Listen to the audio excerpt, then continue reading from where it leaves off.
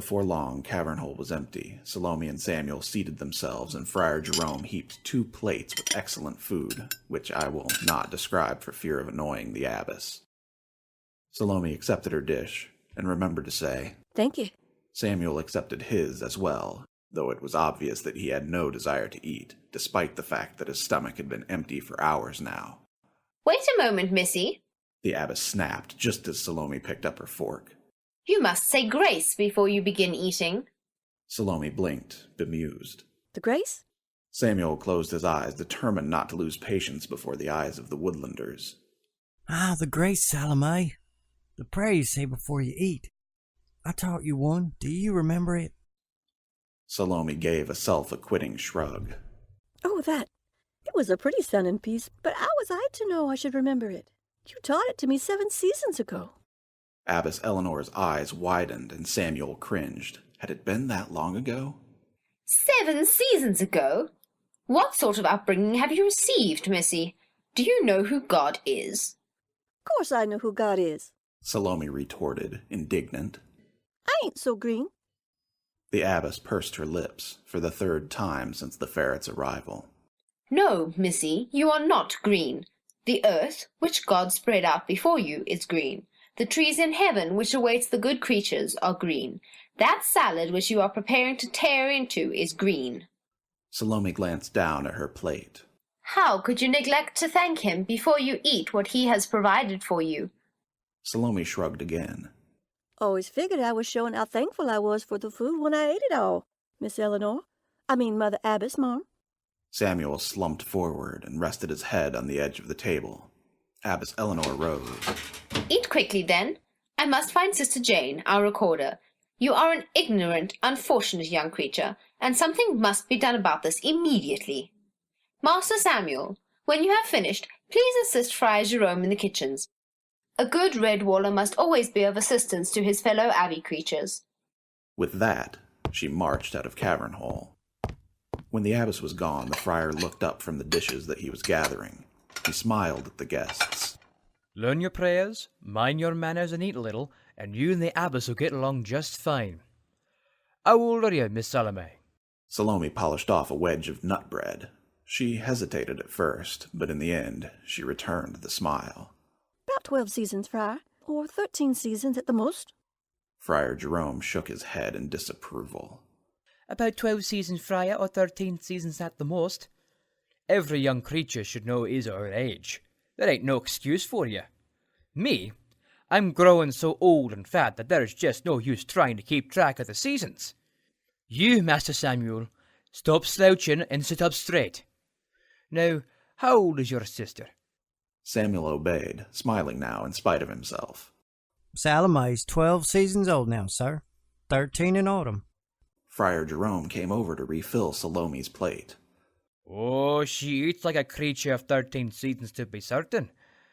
My assistant, the square maid Marianne, is round your age, Miss Salome. Mayhaps she'd like to help you with learning your prayers. Can you read and write?" Salome shrugged. "Can't read much, sir. I know all my letters, and I can write my name and Samuel's."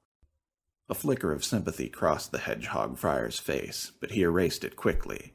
He reached over and ruffled her ears. It was the first time that Salome had ever been touched by a creature that resembled a ball of spikes. She had almost expected that he would prickle her. "Read, read, and read some more, Missy. You'll be clever before you know it." Salome made such a face that Friar Jerome broke into a smile. "Miss Marianne's just like you.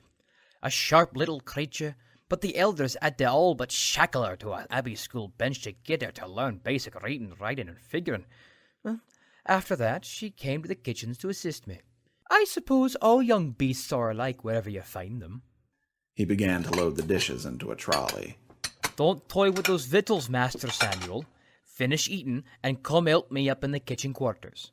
Salome looked at Samuel. She could tell that he wasn't overly eager to eat, and was even less enthusiastic about the chores, but he did as he was told. Not long afterwards, Abbess Elinor returned, accompanied by Sister Jane, the recorder and librarian of Redwall. Unlike the Abbess, Sister Jane was a tall female mouse with clear fawn-brown eyes. Salome gazed up into her face, and bashfulness overcame her. She was the most dignified-looking creature that Salome had ever seen. But then, considering that the only other dignified personage that she had ever seen, besides Abbess Elinor, was the chief of her settlement, perhaps that was not saying much, but I digress. Sister Jane seated herself. She dusted off an old tome which she had brought. The Abbess has told me that you know who God is, Salome. This is very good. Salome shrugged. Every beast knows who God is. I mean, he's the one who put you on the earth, and your mama's the one who can take you out. Amusement twinkled in the sister's brown eyes, though Salome scarcely knew why. You are right. God created every living thing. Where is God? Salome fidgeted in her seat. Well, suppose he's all the way up there watching over all of us, and writing down who he's going to send to Hellgates next. The abbess stared severely across her spectacles. 'Tis only the bad creatures who go to Hellgates, young missy. If you behave yourself and follow the Abbey rules, perhaps you'll enter heaven. Do you understand? Aye, Mother Abbess, marm. Aye, heaven. Heaven was the nice place where you danced and sang and had all the cake and plum pudding you wished. You drank wine as well, but this wine didn't make you drunk because God didn't want you to be drunk. In any case, with or without the cake and wine, heaven had to be far better than this abbey, which was full of delicious food and drinks, and gloomy-faced, silent creatures who couldn't even enjoy it. You only got into heaven if you were good. Sister Jane opened the tome, slowly moving through the pages. Can you see God? Salome pondered for a bit. I suppose I can't see him 'cause he's all the way up there. But I always fancied him as an old, wise sort of badger type with a long gray beard. The abbess closed her eyes and took a deep breath, though Salome scarcely understood why. Calm down, Mother Abbess. Sister Jane was a gentle creature, and she spoke placatingly. She's only a little maid. She doesn't know better. God, Salome soon learned, was no badger, or any type of creature. He was a unique being. Salome had asked Samuel about that unique word, and she liked the sound of it. It sounded pretty in Sister Jane's low, clear voice. And you know who the devil is, don't you? I reckon that be Vulpus, 'cause he's the king of old Hellgates. The abbess repeated the deep breathing exercise. Sister Jane proceeded gently. No. I mean the one who whispers to us and tells us to do bad things. Salome toyed with her claws. Well, I don't suppose I'd know who that is. Only if I did, I'd give him the ode of his life for the trouble he allus get me into. We cannot blame our actions on the devil, Salome. He only tells us to do things. He doesn't force us to do them. If I told you to go and rob an old mousewife walking alone along the road, would you? She continued fiddling with her claws. Well, mayhap not, if'n you just told me to like that. 'Twouldn't look right to me. But if'n you came up close and whispered, look at that old widow, piddling along the road like that. And all alone, too. She mustn't care much for her money. Look at that pretty purse, a right fat one, full of coins. That un's a rich beast. All you got to do is rush her, snatch it, and run. There ain't any guards about to stop you, and she oughter know better than to be walking by herself on an unguarded street. Thinking of all the mess she could buy.